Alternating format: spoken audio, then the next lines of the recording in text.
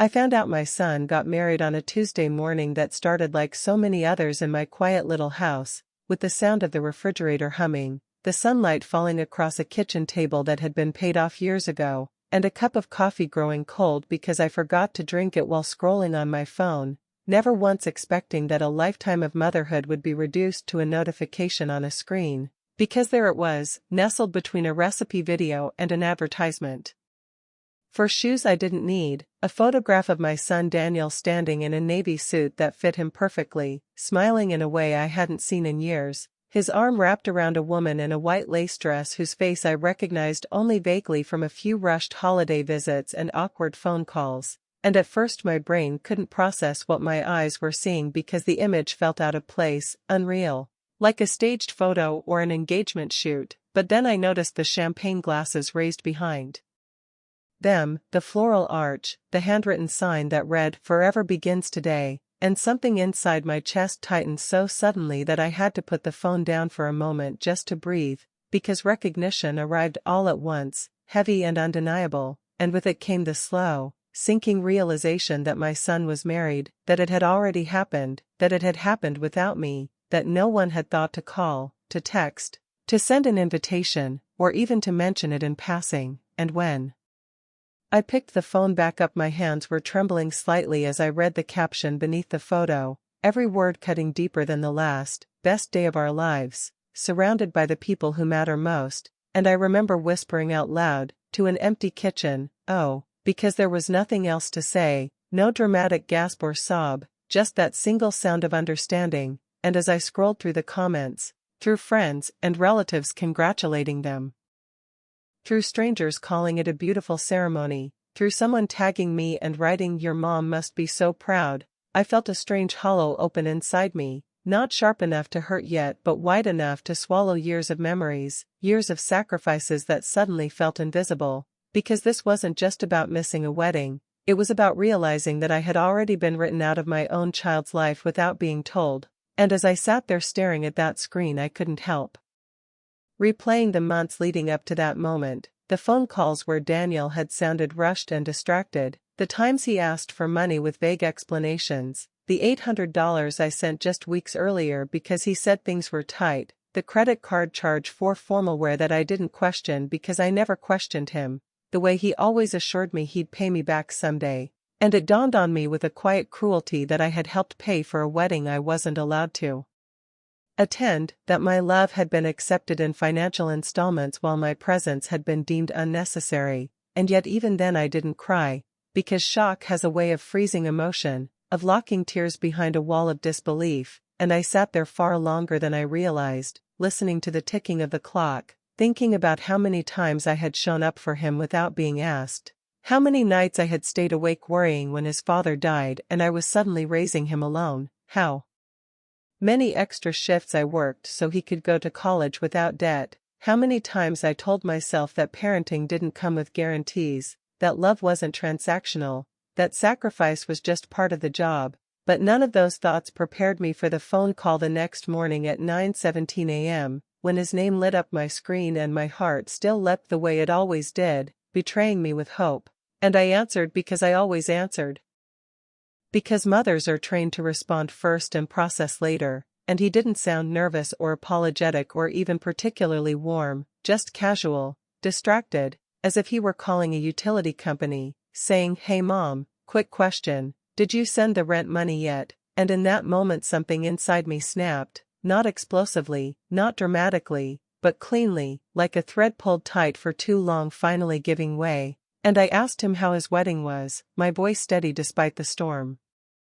gathering in my chest, and the silence that followed was thick and telling, stretching long enough for me to hear his breathing change, before he finally said, slightly annoyed, "Oh, you saw that," as if the problem wasn't what he had done but that I had noticed, and when I said yes, that I had seen it, he rushed to explain that it was small, intimate, that they didn't want drama. And when I asked if I was drama he sighed like a teenager inconvenienced by a lecture, telling me it wasn't about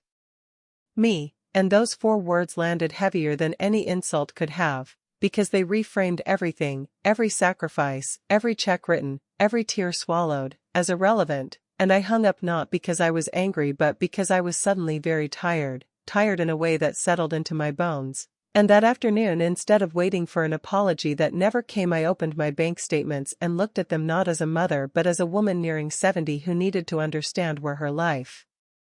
had gone, adding up the rent assistance, the utilities, the car insurance, the groceries, the emergencies, the quiet bailouts that added up to tens of thousands of dollars, and when I reached the total I felt sick, not because of the money itself but because of what it represented: years of buying access to a life I wasn't allowed to fully inhabit. And that night when his text came saying the landlord was freaking out and they were counting on me,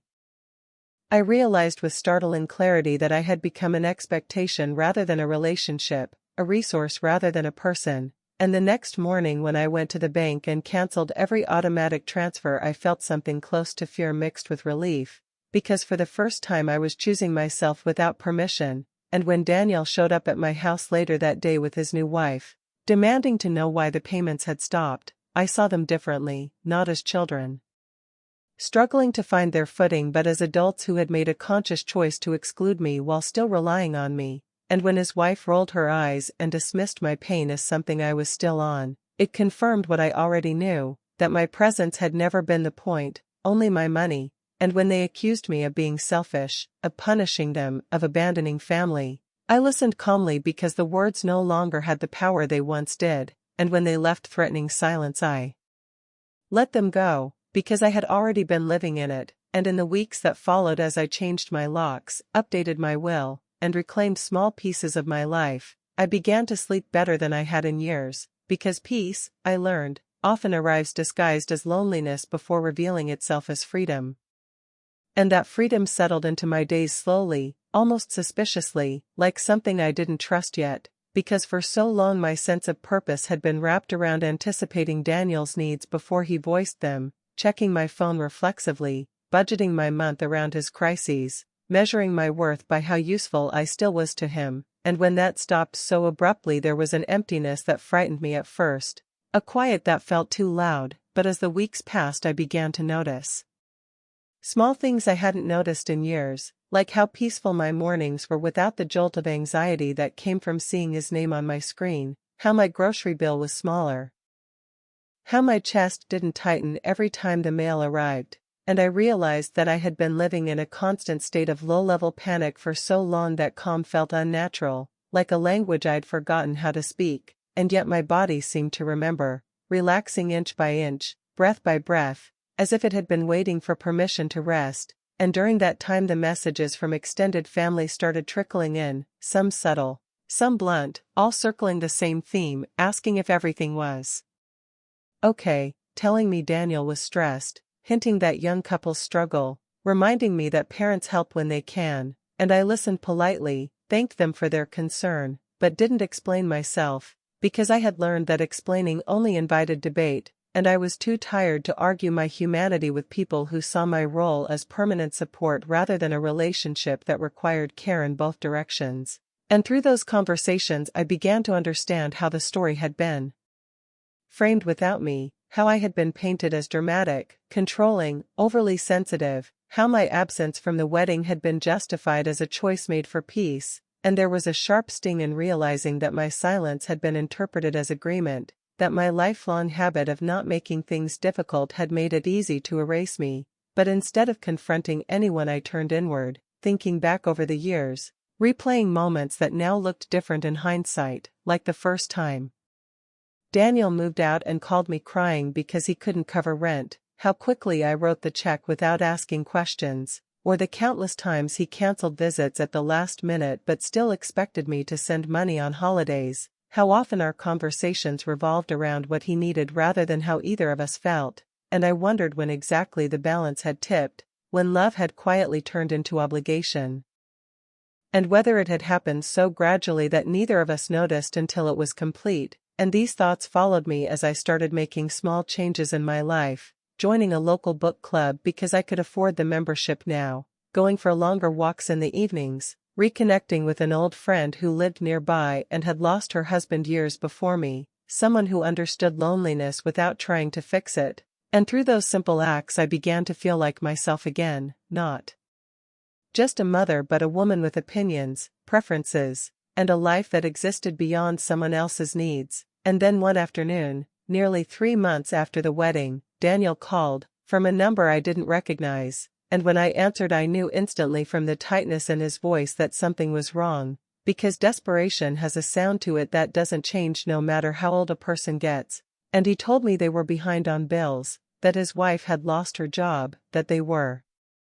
thinking of moving, that everything was harder than they expected, and as he spoke I felt the old instinct rise up in me, that reflex to rescue, to smooth things over, to sacrifice so he wouldn't struggle. But this time I stayed quiet, listening, letting the silence stretch, and when he finally asked if there was any way I could help, I told him calmly that I loved him but I wasn't going to send money anymore. And the anger in his response was immediate and familiar, accusing me of abandoning him when he needed me most, of choosing pride over family, and as he spoke I realized something that surprised me, which was that his words no longer pierced me the way they once did, because they were rooted in expectation rather than understanding. And I told him that adulthood meant facing consequences, that marriage meant building a life together without relying on someone else to hold it up, and that while I would always care about his well-being, I would no longer finance choices I wasn't respected enough to be included in. And he hung up on me after that, and I sat there with the phone in my hand feeling a mix of sadness and relief, because letting go, I learned, can hurt even when it's necessary. And in the months that followed I heard less and less about Daniel, only fragments here and there, that they had moved to a smaller apartment, that they argued often, that he seemed resentful and tired, and though a part of me ached to reach out, to fix it, another part understood that growth often requires discomfort, and shielding him from that would only delay the inevitable. And on my 70th birthday I woke up to a quiet house and sunlight streaming through the windows, made myself breakfast, and felt an unexpected sense of gratitude, not because everything was perfect but because it was honest. And later that day when I received a message from Daniel, brief and awkward, wishing me a happy birthday and thanking me for everything I had done for him growing up, I stared at it for a long time before replying, because it was the first acknowledgement I had received that wasn't tied to a request, and when I finally responded I kept it simple, telling him thank you and that I hoped he was well, and for the first time I didn't feel the urge to add more, to explain, to justify, or to prove my love, because love, I realized, doesn't need to be proven through depletion. And as the years stretched on and my life settled into a rhythm defined by my own choices, I understood that being excluded from his wedding, painful as it was, had forced me to confront a truth I had been avoiding, that I deserved to be treated as more than a resource, that motherhood did not require self-erasure, and that sometimes the most powerful act of love, for both parent and child, is knowing when to step back. And if there is one thing I would say to anyone listening to this story, it's that setting boundaries does not make you cruel. Choosing yourself does not make you selfish, and walking away from a dynamic that only takes from you is not abandonment, it is survival. And if you've ever felt invisible in the very relationship you gave everything to, know that you are not alone, and that it is never too late to reclaim your dignity, your peace, and your life.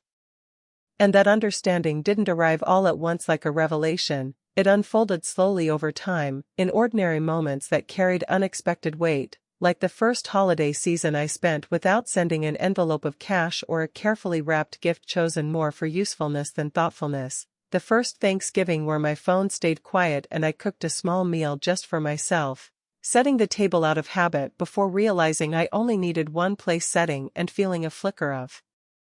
sadness followed by a deeper, steadier calm, because there was no tension that year, no waiting for a late arrival, no bracing myself for criticism or entitlement disguised as humor, and as I ate alone I noticed that the food tasted better when it wasn't accompanied by resentment, and that realization stayed with me, growing stronger as the months passed, because each time I chose not to overextend myself, not to chase approval, not to reopen wounds just to prove I was still available, I felt a little more solid in my own skin. And yet even with that progress there were nights when grief crept in quietly, when memory surfaced uninvited, of Daniel as a little boy running toward me after school, of his laughter filling the house, of the promises I made to myself when his father died that I would give him everything I had so he would never feel alone, and on those nights I allowed myself to cry, not because I regretted my boundaries but because love doesn't evaporate just because circumstances change, and acknowledging that truth became part of my healing, understanding that I could miss the child he once was without enabling the adult he had become. And that distinction mattered more than I had ever been taught, and slowly, almost without noticing, my identity began to shift, from mother first to woman who is also a mother, a subtle but profound change that affected how I moved through the world, how I spoke, how I thought about my remaining years, and with that shift came new experiences I never imagined for myself at this stage of life, like traveling to a nearby coastal town with my friend just because we felt like it, sitting by the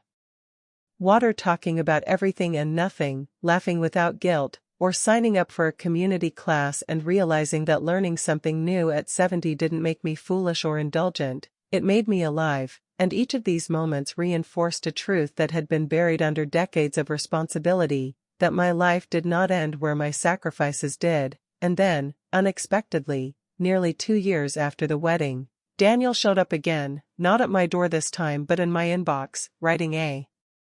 long message that began stiffly and carefully, as if each word had been weighed before being released, telling me that his marriage was struggling, that money was still tight, that adulthood was harder than he had expected, and that he had been thinking a lot about the past, about how much I had done for him, and while there was no apology spelled out plainly, there was something new in his tone, something like humility, and as I read his words I felt a mix of emotions rise up in me, compassion,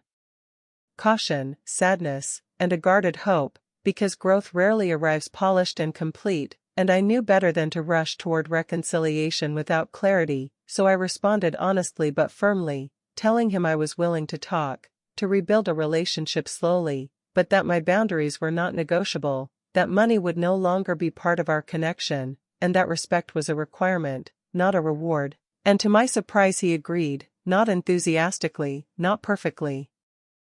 but sincerely enough that I felt safe taking the next step, and our conversations that followed were awkward at first, halting and careful, like learning to walk on unfamiliar ground, but over time they softened, focusing less on logistics and more on memories, feelings, and accountability, and though our relationship never returned to what it once was, it evolved into something quieter and more balanced. And I came to understand that reconciliation does not mean erasing the past, it means acknowledging it without letting it define every interaction, and as I look back now, years later, I see that the moment I found out about the wedding was not the end of my relationship with my son, it was the end of a version of myself that believed love had to be earned through sacrifice, and in letting that version go I gained something far more valuable than approval. I gained my voice, my autonomy, and a future shaped by choice rather than obligation, and if there is any lesson woven through this long, painful, ultimately liberating story, it is this, that you can love deeply without disappearing, you can support without surrendering yourself, and you are allowed, at any age, to step out of a role that no longer honors you and into a life that finally does. And stepping into that life didn't mean everything suddenly became easy or resolved, because healing is not a straight line and independence doesn't erase history, it simply reframes it. And there were still moments when I caught myself reaching for my phone with the old instinct to check in, to offer help, to smooth over imagined problems before they could become real, only to stop mid-motion and remind myself that concern did not require control, that caring did not mean intervening, and that trusting my son to live with the consequences of his choices was not abandonment but respect, and that understanding deepened as time went on, especially as Daniel and I continued our careful,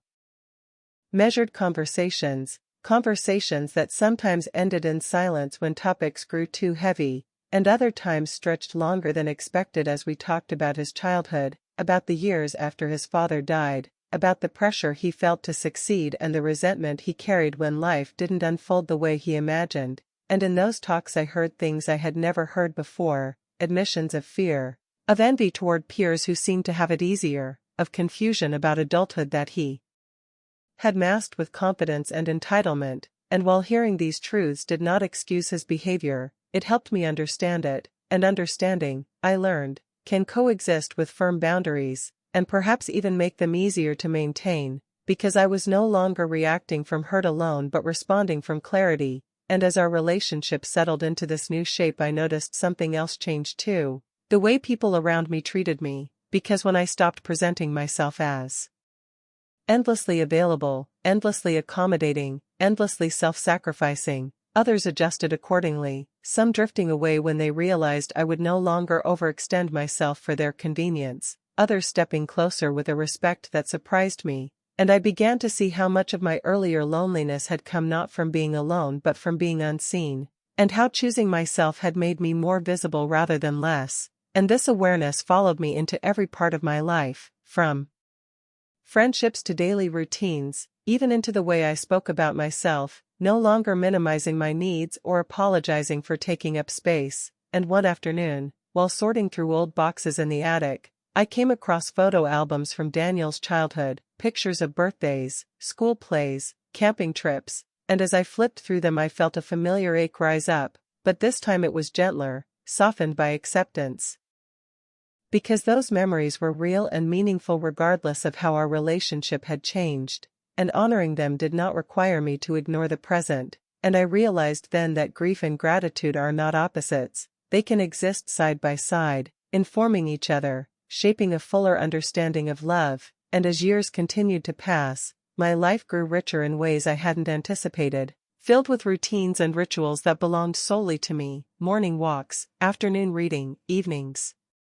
spent cooking meals I enjoyed without worrying whether someone else approved, and through it all I carried a quiet pride, not the loud, boastful kind, but the steady kind that comes from knowing you honored yourself when it mattered, and when people asked me about my son, about our relationship, I answered honestly but without bitterness, because bitterness would have kept me tied to a version of the past I had already released, and if there is anything this journey taught me, it is that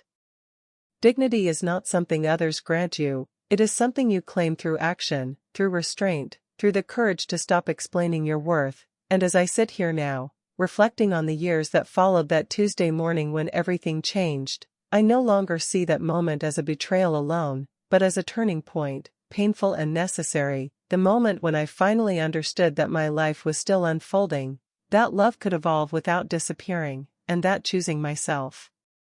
did not mean losing my family, it meant redefining what family truly was, not obligation, not guilt, not financial dependence, but mutual respect, honesty, and the freedom to be whole, and that is a lesson I carry forward with me, quietly, confidently, into whatever comes next. And whatever came next did not announce itself with fanfare or dramatic change, it arrived in small, ordinary moments that accumulated into something meaningful. Like the day I realized I hadn't checked my bank balance in weeks because there was no longer a reason to worry, or the afternoon I laughed out loud at a silly television show without feeling guilty for enjoying myself, or the morning I woke up from a full night's sleep and noticed that the tightness in my chest, the one I used to carry like a permanent companion, had loosened its grip. And these quiet shifts mattered more than any grand resolution because they told me I was no longer living in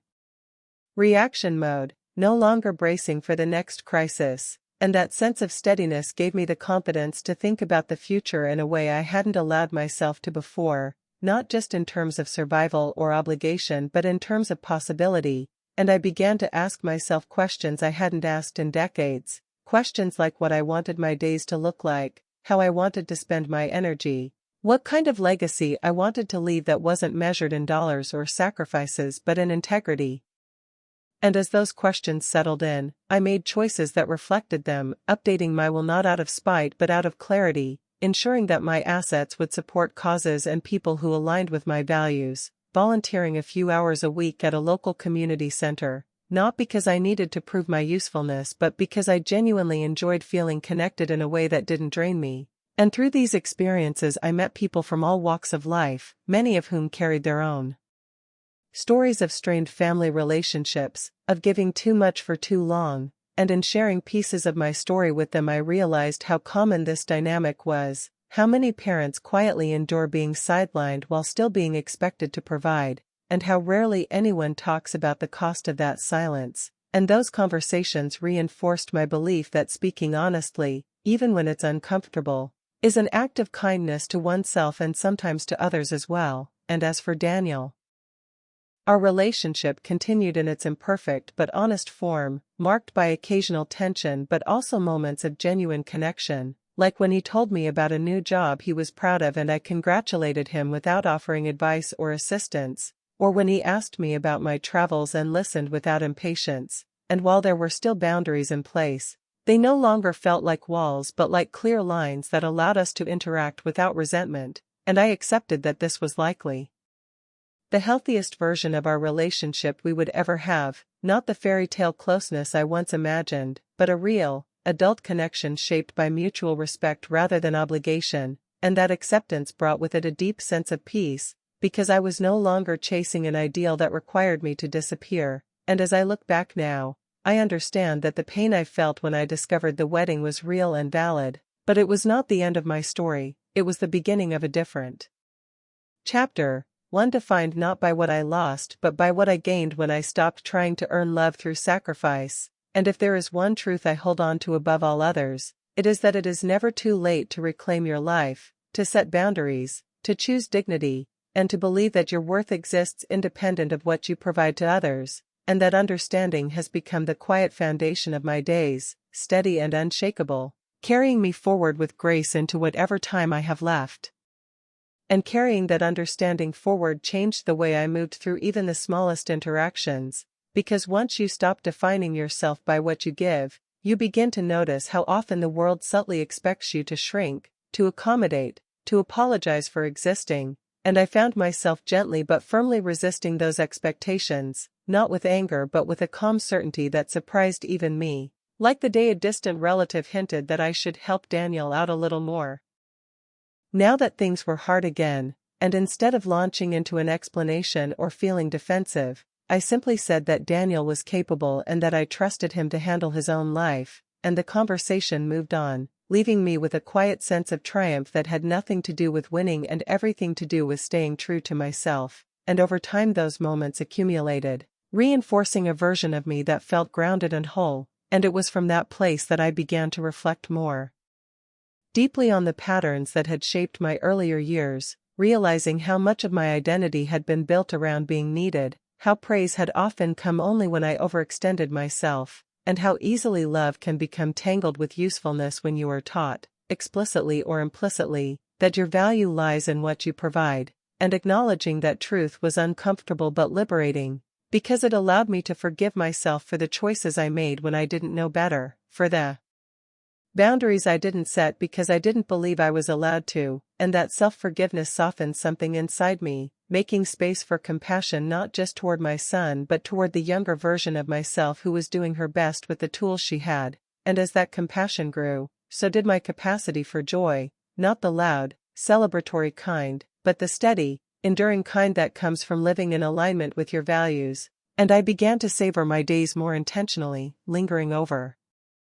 morning coffee, taking longer walks, allowing myself to rest without guilt, and each of these acts felt like a quiet rebellion against the belief that my worth depended on constant productivity or sacrifice. And then, one afternoon, as I was sitting in the park watching children play, I found myself smiling at a young mother who looked exhausted, chasing after a toddler with the same fierce devotion I once had, and I felt a swell of empathy and hope for her. Wishing she would learn sooner than I did that loving fiercely does not require losing yourself, and that thought stayed with me, shaping the way I spoke when people asked for advice, encouraging balance, self-respect, and boundaries, not as barriers to love but as foundations for it, and in that way my experience became something meaningful beyond my own life, a lesson I could share without bitterness, without preaching, simply by living it, and as the years continue to unfold, I no longer measure my days by milestones or expectations met, but by a sense of inner alignment, by the quiet knowledge that I honored myself when it mattered, that I chose dignity over depletion, and that even in the face of profound hurt, I allowed myself to grow rather than harden, and that, more than anything else, feels like a life well lived. And that feeling of having lived well, of having chosen growth over resentment, became the lens through which I viewed everything else, including the moments that still carried traces of sadness, because sadness didn't disappear, it simply changed its shape, becoming less sharp and more reflective, like a distant ache rather than an open wound, and when it surfaced I didn't rush to silence it or explain it away. I let it exist alongside gratitude, understanding that both could be true at once. That I could mourn the relationship I thought I would have with my son while appreciating the one we were slowly, imperfectly building, and that emotional honesty extended inward too, as I continued to examine the ways I had been conditioned to equate love with endurance, to believe that saying no was a form of failure, and each time I recognized one of those old beliefs and chose differently. It felt like reclaiming a small piece of myself that had been set aside for too long, and those reclaimed pieces added up, shaping a life that felt intentional rather than reactive, and as my confidence grew, so did my willingness to embrace uncertainty, to accept that not every relationship would resolve neatly, that some questions would remain unanswered, and that closure is often something we give ourselves rather than something others provide, and this acceptance brought a surprising lightness, freeing me from the endless mental negotiations I once carried, from the constant weighing of whether I was doing enough, giving enough, being enough, and in that freedom I found space for curiosity, for creativity, for moments of wonder that I hadn't allowed myself to experience in years, like noticing how beautiful the changing seasons were, how the light shifted throughout the day, how much pleasure there was in simple routines when they were chosen rather than imposed, and these observations grounded me in the present, reminding me that life was still unfolding, still offering opportunities for meaning and connection, and when Daniel and I spoke now, our conversations reflected that groundedness, less charged, more open, occasionally uncomfortable but honest, and though there were still limits to what we shared, there was also a new respect that had not existed before, a recognition that I was no longer someone to be managed or appeased, but a person with her own life. And that recognition, even when it was subtle, mattered, because it signaled a shift not just in our dynamic but in how I saw myself, and as I move forward, carrying the lessons of this long, winding journey, I do so with a sense of peace that feels earned rather than accidental, knowing that I faced a painful truth and chose to respond with courage, restraint, and self-respect, and if this story leaves anything behind, I hope it is the reminder that boundaries are not walls. They are doorways to healthier relationships, that choosing yourself does not diminish your capacity to love, and that even after years of putting others first, it is possible to step into a life that honors who you are, quietly, fully, and without apology. And without apology became a kind of quiet mantra for me, not something I said out loud often but something I carried internally, a steady reassurance that I no longer needed permission to exist as I was. And this internal shift influenced even the way I remembered the past, because instead of replaying events with self-blame or longing, I began to see them with a wider perspective, recognizing how deeply ingrained my patterns had been, how much they were shaped by generational expectations.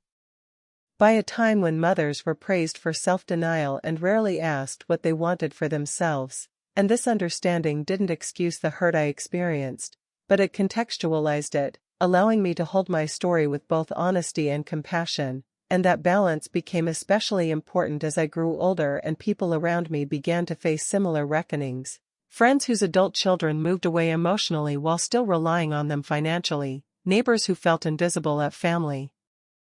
gatherings, acquaintances who whispered about feeling used but were afraid to say no, and in listening to their stories I recognized echoes of my own, and while I never positioned myself as an expert, I shared what I had learned when asked, that love does not require constant sacrifice, that boundaries are not punishments, and that self-respect is a gift not only to oneself but to everyone involved, because it clarifies expectations and prevents resentment from festering, and these conversations often ended with a sense of relief on both sides, as if naming the problem out loud made it slightly less heavy. And through these exchanges I came to see my experience not just as a personal turning point but as part of a larger, often unspoken narrative about aging, independence, and the courage it takes to redefine one's role later in life, and this broader perspective softened the edges of my own story even further, transforming what once felt like a singular betrayal into a catalyst for growth and connection, and as I continued to live in alignment with my values, I noticed how my days were no longer defined by what I lacked or what had gone wrong, but by what felt right, by moments of presence, by relationships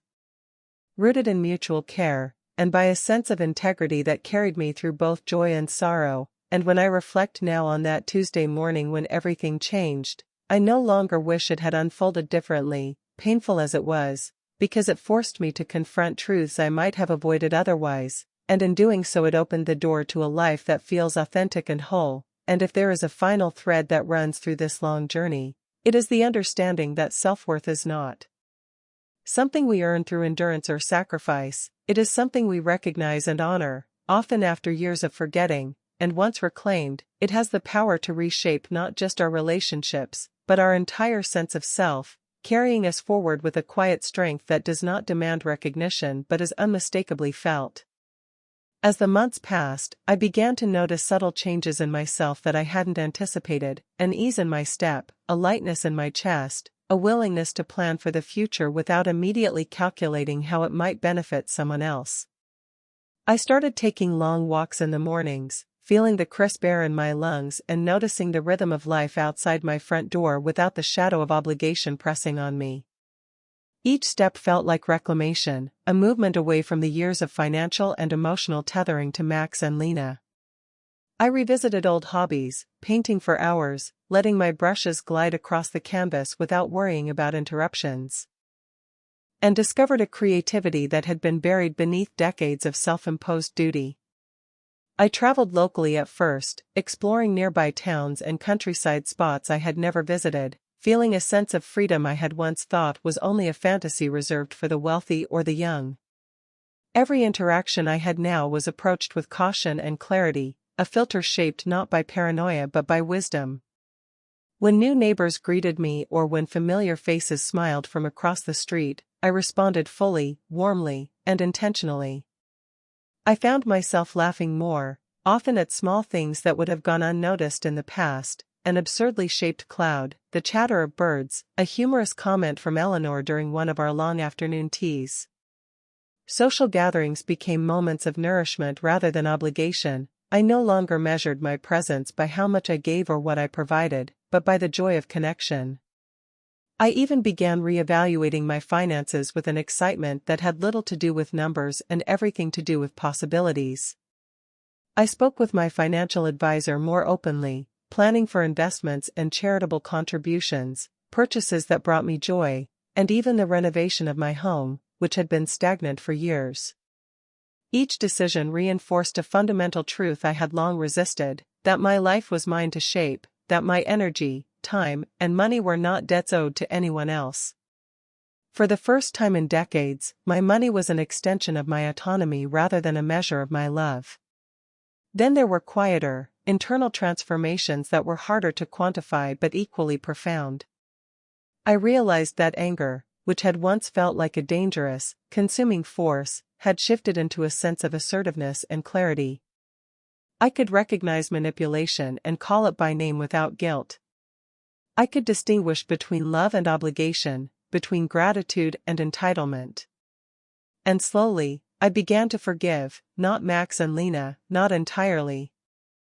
but myself, for years of misplaced effort, for the assumption that love could be bought, for the internalized belief that my worth depended on others' dependence. Forgiveness here was not weakness, it was an acknowledgement that I had survived, that I had learned, and that I would not repeat the same patterns. In parallel, Max and Lena continued to attempt contact, their persistence a reminder of the lives they had built on my financial contributions. They sent letters, emails, texts, and even legal threats, but each attempt felt increasingly impotent. Their tactics no longer elicited fear or compliance from me. They were met with calm, prepared responses or simply ignored, and in those moments of disengagement, I found an almost euphoric peace.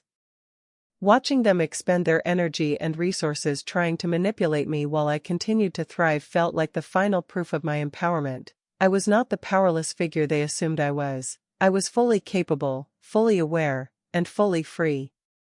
Eleanor remained a consistent presence, her quiet companionship and shared stories of resilience reinforcing my newfound sense of normalcy. Together, we hosted small gatherings, discussed our dreams, and celebrated milestones that mattered to us, not to others who might view our lives as extensions of their own ambition. These bonds, built on mutual respect rather than financial dependency, became a lifeline of trust and affirmation, teaching me that chosen family could be as meaningful, if not more so, than the biological kind when the latter failed to recognize one's humanity. And while my home had once been a place of anxiety and constant invasion, now it became a sanctuary. The security system, the new locks, and the cameras were not symbols of paranoia but markers of sovereignty. I could move through my space without fear, entertain guests on my terms, and sleep at night knowing that my boundaries were respected. This sense of control rippled outward into every facet of my life, reinforcing a pattern of agency and self-determination that had been absent for decades. As the first anniversary of cutting off Max and Lena approached, I found myself reflecting not with bitterness but with gratitude, for clarity, for the rediscovery of myself, and for the peace that came from asserting my needs unapologetically. I had lived for so long for others that I had forgotten the pleasure of living for myself, and now that pleasure felt almost sacred. I could plan trips, cultivate friendships, pursue interests, and make financial decisions that aligned with my happiness rather than someone else's convenience. This year had been an unintentional experiment in self-liberation, and the results were overwhelmingly beautiful. Even more profound was the shift in my relationship with my memories. When I recalled Max and Lena as children, I no longer felt pangs of guilt for the sacrifices I had made but a bittersweet appreciation for the moments of genuine connection that had existed before adulthood had introduced entitlement and manipulation. The clarity of hindsight revealed the subtle ways in which the dynamics had changed and affirmed the necessity of my choices. I could honor the past without being imprisoned by it, and that distinction gave me an emotional freedom I had never thought possible. Ultimately, my story became not just one of survival, but of mastery over the forces that had once dictated my life. It was a narrative of reclamation, of boundaries established and maintained, of dignity preserved in the face of greed, manipulation, and betrayal. And while Max and Lena's presence remained a shadow at the edges of my life, it was now a shadow I observed from a place of strength and clarity, no longer an active participant in the script of my existence.